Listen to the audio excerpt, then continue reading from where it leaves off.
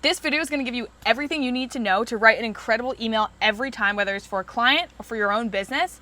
I'm going to be covering why you need good emails, why the heck they're important, how to grow your email list or grow your client's email list, best templates to follow when writing emails, the secrets of a good email from a six-figure copywriter's perspective, and then I'm going to go into live email writing. I don't know why there's a 4 at the end of that, but some context to what I do. I am a copywriter for a lot of the School Games winners on a platform called School. So a lot of course creators. I also write copy for some tech businesses. And so I'm coming from the perspective of really big brands and really successful entrepreneurs, how they structure their content and their branding, and then how I've come in and helped them structure their emails. So first of all, do people still read their emails?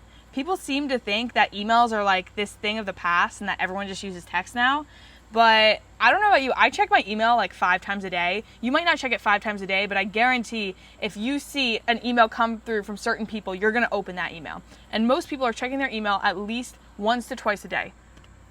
Here's why emails matter. So an email list is the only audience anyone can actually own. So if you're talking to a potential copywriting client, you should remind them that their Instagram, their Facebook, even their YouTube could get shut down because they don't actually own that audience. So if, let's say, their main source of traffic is their Instagram and that gets shut down or it gets hacked, they've now lost contact to all of those people. Unless they're going to go through and try and figure out how to manually find like all 60,000 people or however many people were following them, they've now lost contact with those people. They can't just go and send them an email. An email list you own, so you can go and reach out to those people. You control who sees your emails. Everyone has an email, so like that is it's the best way to reach people. It's like an address. It actually is something that you can control, and 20 to 30% of your client sales could be coming from email. I work with people that do over 100K a month with their courses, and they see massive numbers, massive percentages of those sales, like 20 to 30% coming from emails. So that's tens of thousands of dollars that a client could be missing out on if they're not hiring a copywriter to write their emails.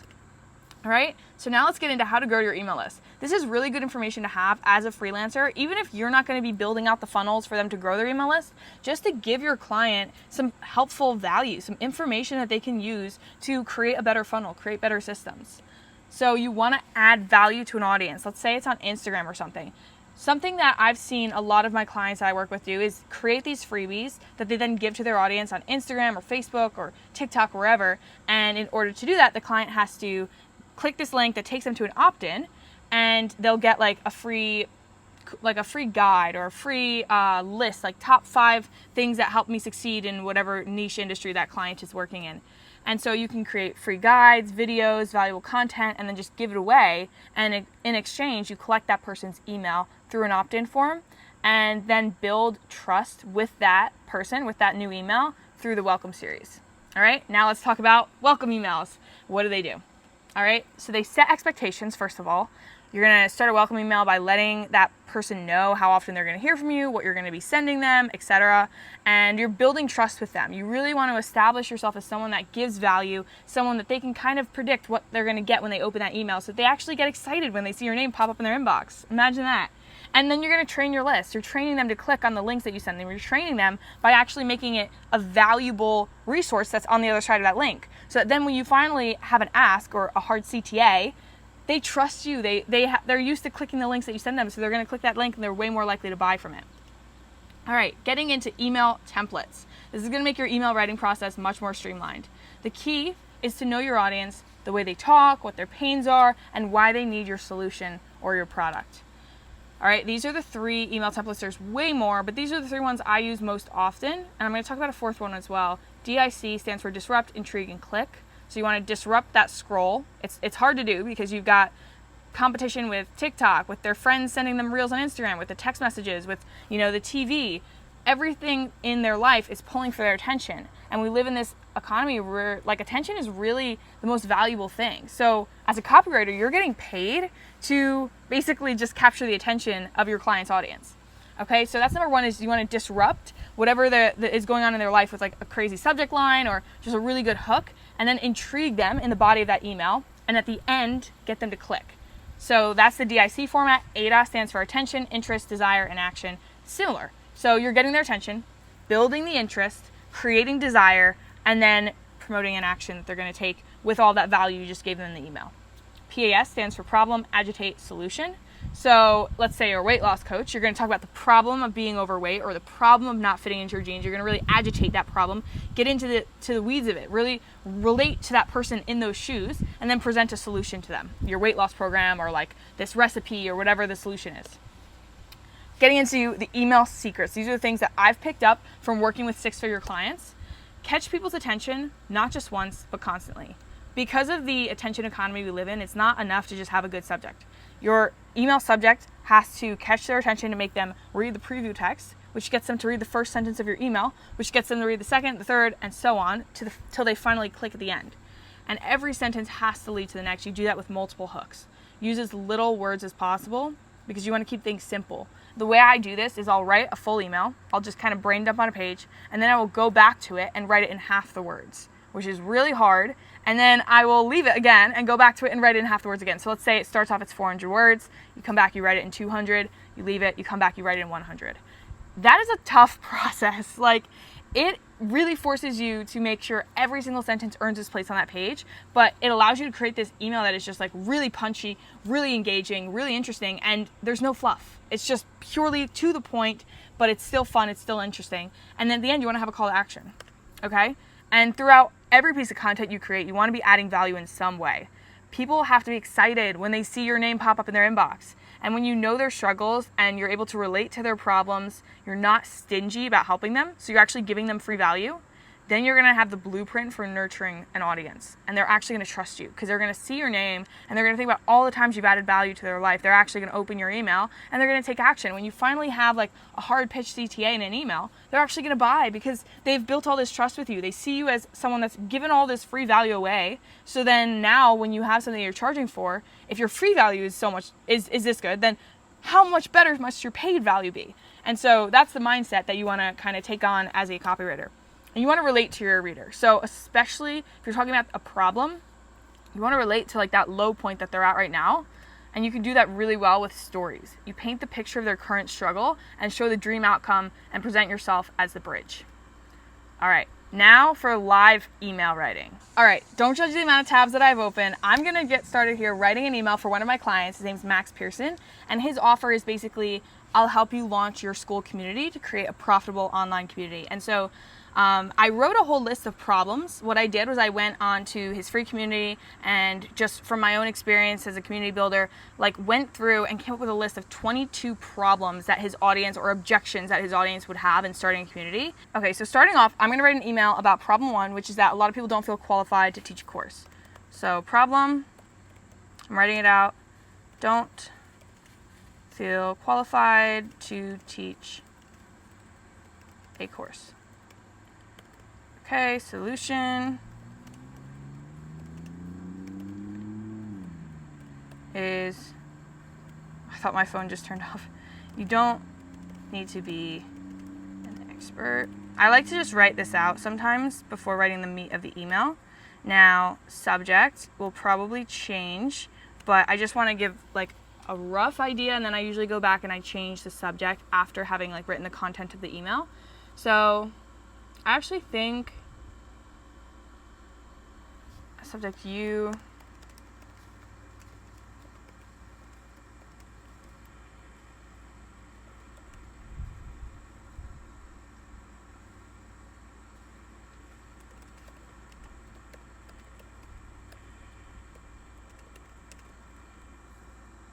I'm going to say why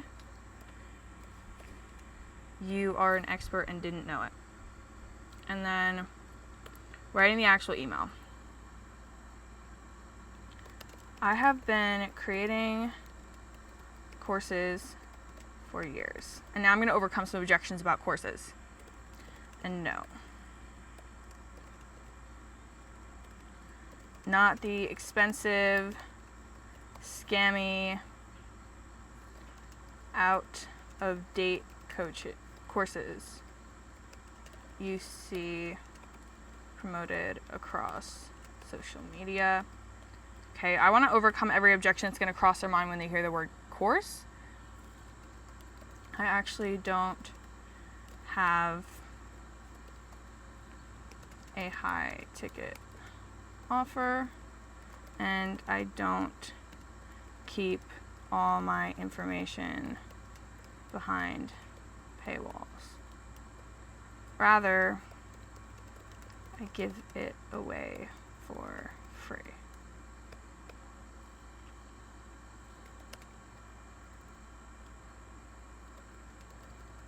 You might be thinking, that's great, Max, but I don't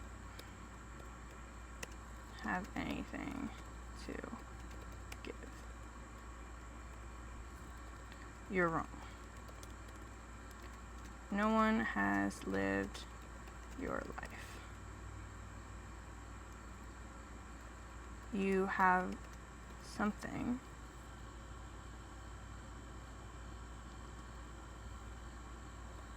you've done that others are still trying to figure out.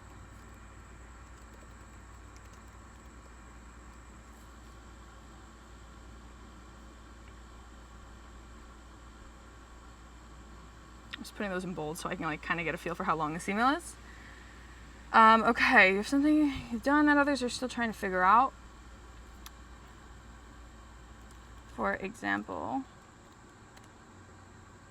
there is a school community making over $10,000 per month teaching people how to care for their goats. Yeah, you read that right. I'm spacing everything out. I love it, like how it flows when you'll do like one word sentences and then followed by like a full sentence. I think it just makes it way easier to follow.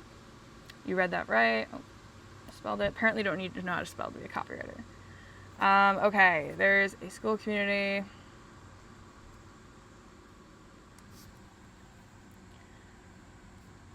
The cool thing, you can also change your niche at any point. So just start a community about something. Cooking, raising children, fitness, hair, whatever.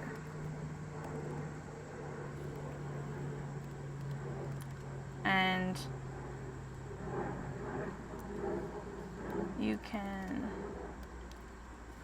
you will find your calling while simultaneously, while not getting left, creating some urgency here.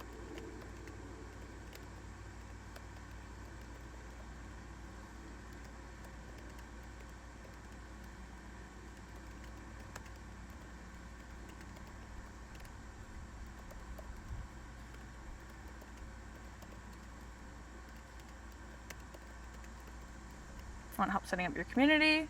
My team is doing free strategy calls for a limited time. Book one here. See you at the top. Then you just put your client's custom sign off here. Max. But that's actually a pretty good email, pretty short. And I would probably go through this, edit it a little bit, but honestly, I'm feeling pretty confident in this email. The alternative subject I came up with while I was writing was how free content makes me 100K. Or maybe we could say 3K a day. Right? 3 times 30. Or no. It actually would be closer. I can't do math right now, but anyways, that's an alternative subject. So that would probably be something I'd split test. Send it to the first email, and then anyone who doesn't, send it to the first email. Anyone who doesn't open, send it with a new subject. I think it would be interesting to see. But yeah, that's how you write an email. Hopefully this was helpful to you guys. If you want help writing your emails or landing your first client, book a call below. I'm happy to strategize with you, and I hope this was helpful. I will see you in the next video.